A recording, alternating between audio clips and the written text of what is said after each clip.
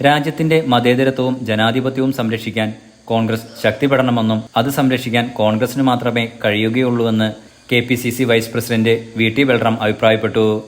തദ്ദേശ ഭരണ സ്ഥാപനങ്ങളിലേക്കുള്ള തെരഞ്ഞെടുപ്പിന്റെ മുന്നൊരുക്കത്തിന്റെ ഭാഗമായി കോൺഗ്രസ് തലയോലപ്പറമ്പ് വൈക്കം ബ്ലോക്ക് കമ്മിറ്റികളുടെ നേതൃത്വത്തിൽ വൈക്കത്ത് നടന്ന വൈക്കം നിയോജക മണ്ഡലം ക്യാമ്പ് എക്സിക്യൂട്ടീവ് ഉദ്ഘാടനം ചെയ്യുകയായിരുന്നു അദ്ദേഹം.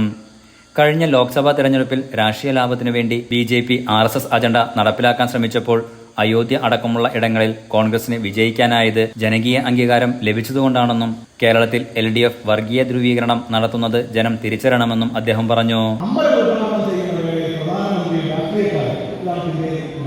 അതിനെ അതിശക്തമായി വിശദമായി തുറന്ന് കാട്ടി വിമർശിച്ച് ഞങ്ങൾ ഈ പഠിക്കില്ല കിട്ടില്ല എന്ന് പറഞ്ഞ ആഗ്രഹത്തോടുകൂടി കോൺഗ്രസ് എടുത്ത ആ നിലപാടിനുകൂടി ഈ നാട്ടിലെ ജനങ്ങൾ നൽകിയ അംഗീകാരമാണ് അയോധ്യ ഉൾപ്പെടുന്ന ഫൈസാബാദിലെ ഇന്ത്യ സ്ഥാനാർത്ഥിയുടെ ഗംഭീരമായ വിജയവും BJPയുടെ അതിദയനീയമായ പരാജയം.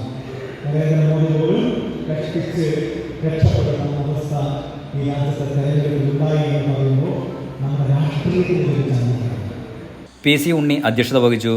DCC president Nattakam Suresh, UDF ജില്ലാ convener Filson Mathews, MK Shibu, MN Thaha, Mohan D Babu, advocate A Saneesh Kumar, PV Prasad, B Anilkumar തുടങ്ങിയവർ സംസാരിച്ചു. മണ്ഡലം പ്രസിഡന്റുമാർ, ബ്ലോക്ക് ജില്ലാ ഭാരവാഹികൾ, പോഷക സംഘടനാ ഭാരവാഹികൾ, ജനപ്രതിനിധികൾ തുടങ്ങിയവർ ക്യാമ്പിൽ പങ്കെടുത്തു. Enlight news Vaikom.